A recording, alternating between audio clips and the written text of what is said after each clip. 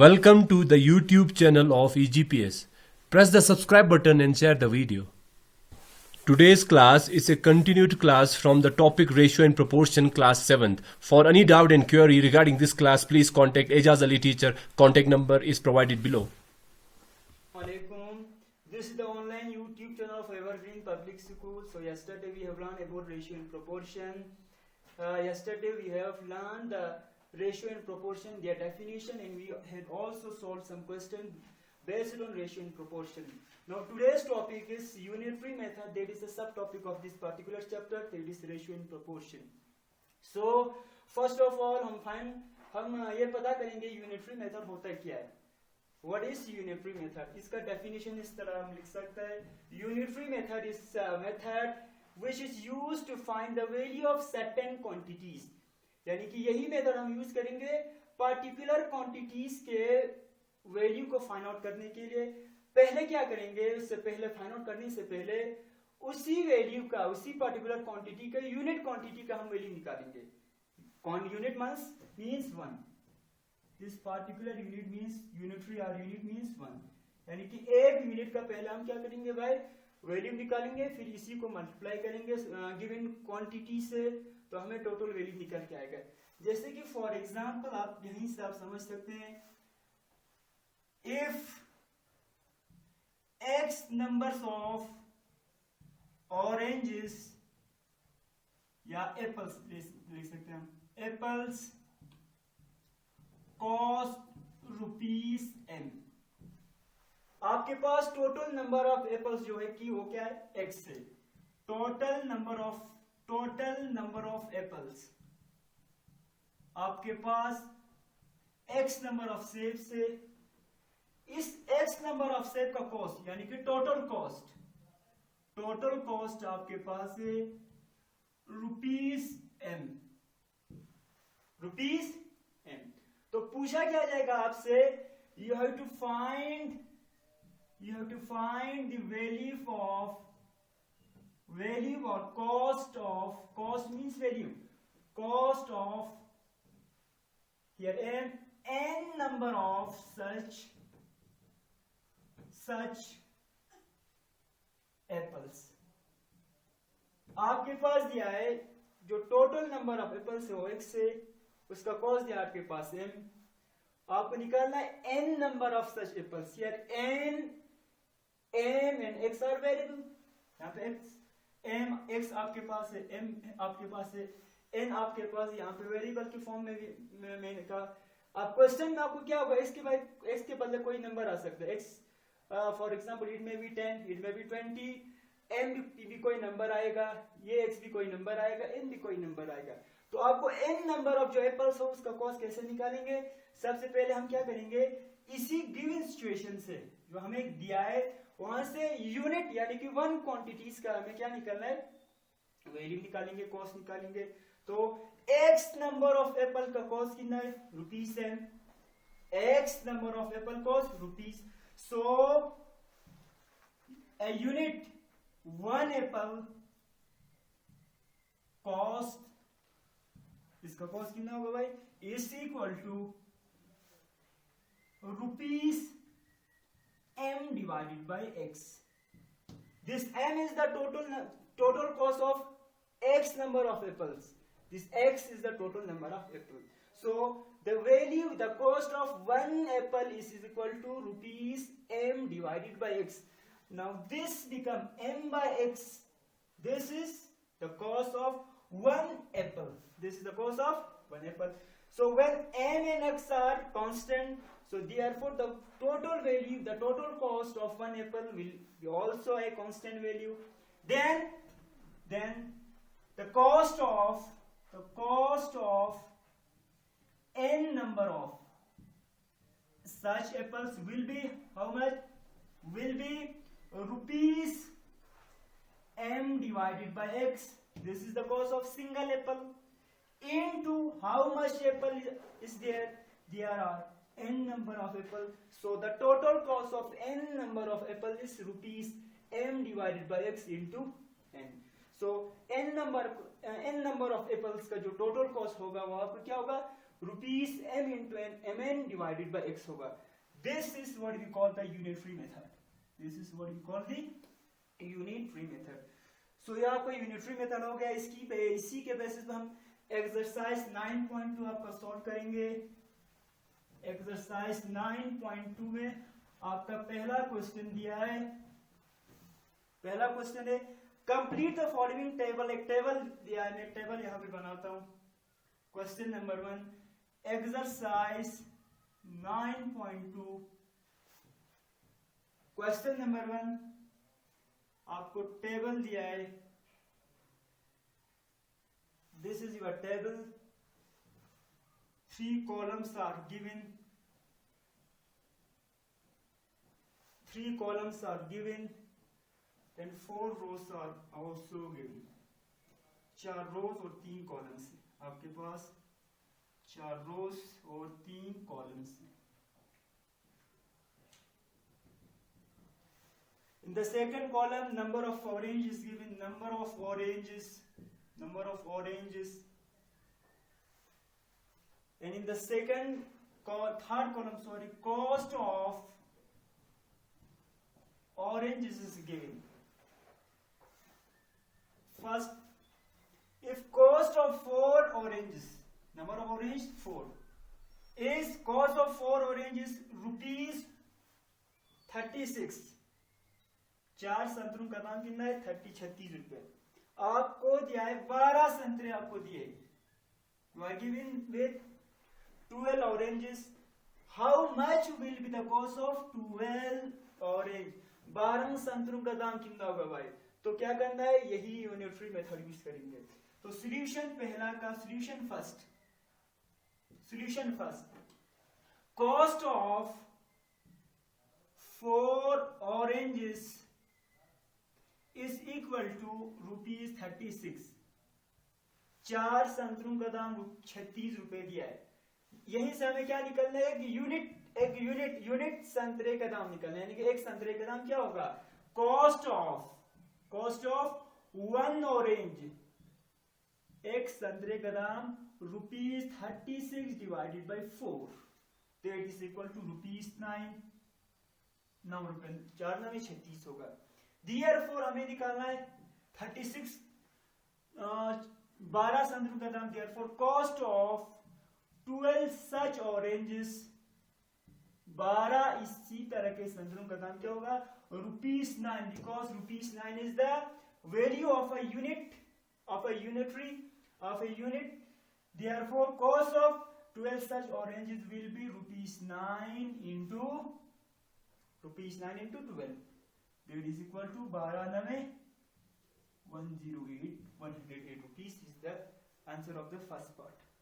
तो इसी तरह आपको सेकंड पार्ट आपको करना है. इसके बाद सेकंड क्वेश्चन है.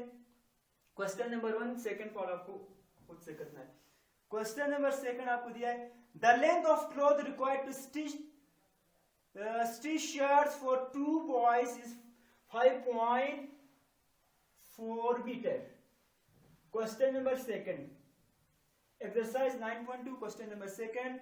The length of clothes required to stitch the shirt for 2 boys is 5.4 meter. 2 लड़कों के लिए आपको शर्ट स्टिच करना है. इसके लिए आपको कपड़ा चाहिए 5.4 मीटर चाहिए. यानी कि total length of cloth required to stitch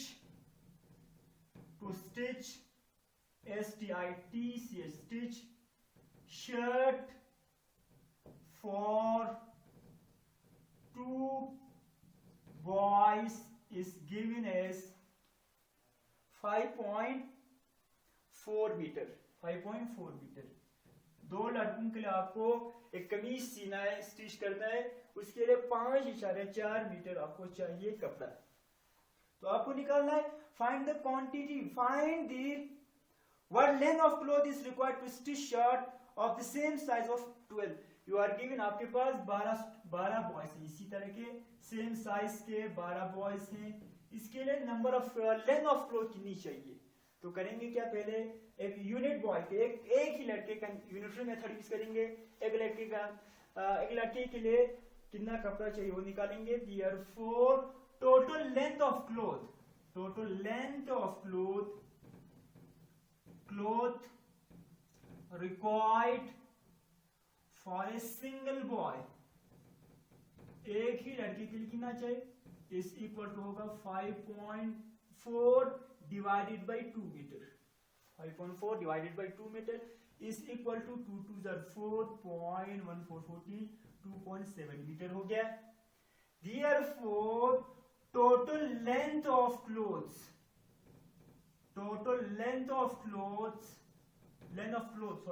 required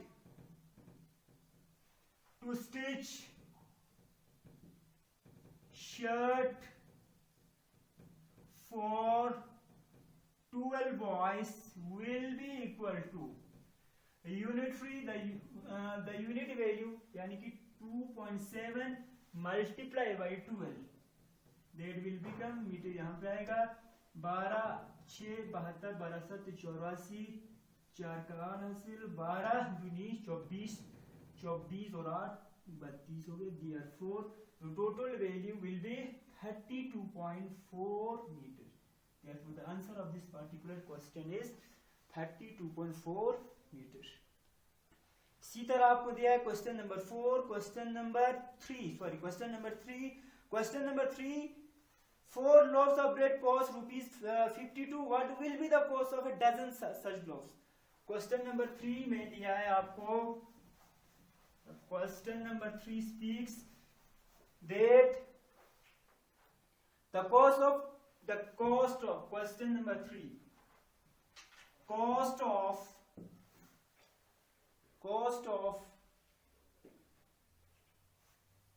4 loaves of bread, LOAVES, loaves of bread, 4 loaves of bread का cost rupees 52 है, loaves मीने टुकड़ा। Then you have to find the value, the cost of dozen means 12, आपको निकालना है, find the cost of dozen of a dozen such loaves, 12 dozen means 12, 12 इसी तरह के टुकड़ों का आपको दाम निकालना है। So what will we do? Cost of 4 loaves of bread is equal to 52. Therefore unitary method use करेंगे, इसमें भी cost of 1 loaf, LOAF, loaf, this is the plural and singular will be LOAF, loaf. Therefore cost of 1 loaf of bread is equal to rupees 52 divided by 4, that will become rupees 13, 1352।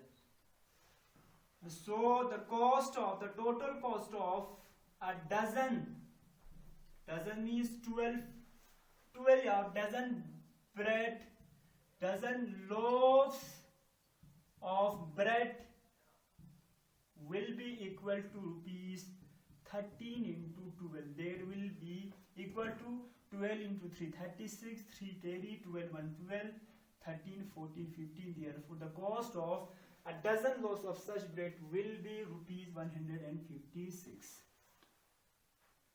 So question number 4 इसी तरह आपको करना है, question number 5 भी आपको करना है। I will do question number 6. Question number 6 speaks 8 sheet of chart paper, 8 sheet of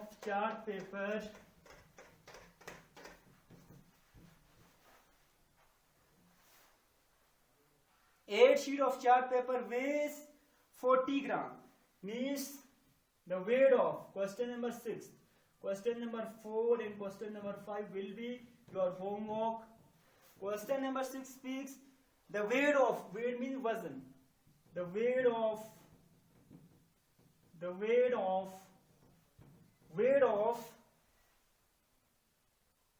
8 sheets of chart, weight of 8 sheet of chart, 8 sheets का जो वजन होगा वो दिया है आपको 40 grams, it will be 40 ग्राम, 40 ग्राम दिया है। तो आपको निकालना है what will be the What will 150 such sheets weight? 150 इसी तरह के चार्ट का वजन हमें निकालना है, यानी कि we have to find the weight of 150 such charts. इसी तरह के 150 चार्ट्स का हमें वजन निकालना है, हमें फाइंड आउट करना है. सो क्या करेंगे, यही यूनिटरी मेथड यूज करेंगे. 8 sheet of chart weighs 40 gram. Therefore weight वजन of one sheet of chart is equal to 40 gram divided by 8, that will become 5 gram. Therefore weight of, अब यूनिट का निकाल के टोटल से मल्टीप्लाई करो, weight of 150 such charts will be 5 gram into 150, that is equal to 15 पर 75, 750 gram. So the weight of 150 such charts will be 750 gram. If we convert into kg, that will become 0.75 kg. kg में भी आप answer निकाल सकते हैं. So this is the last question. So अगले कल tomorrow we will be discuss percentage in its application.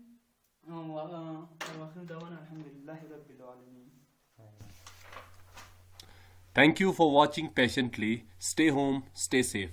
Thank you.